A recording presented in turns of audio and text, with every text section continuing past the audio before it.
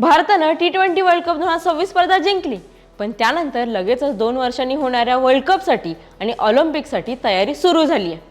श्रेयस अय्यरच्या हाती T20 संघाच्या नेतृत्वाची धुरा देण्यात आली आहे आणि वैभव सूर्यवंशीची भारतीय संघात एंट्री झाली।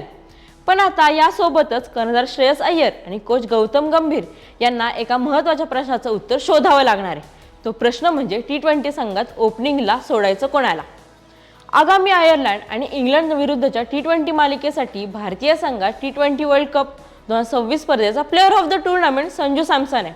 शिवाय ICC T20 रँकिंगमध्ये अव्वल स्थानी राहिलेला अभिषेक शर्माही आहे।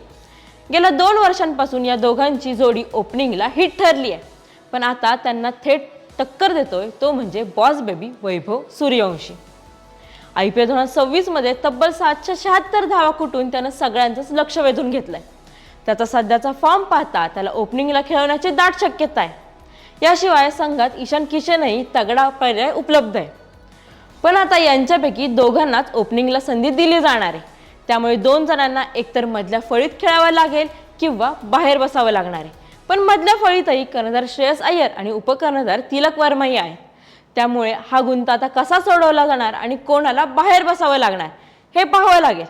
तुम्हाला काय वाटतं, कोणी ओपनिंग करावी? कमेंट्समध्ये नक्की सांगा।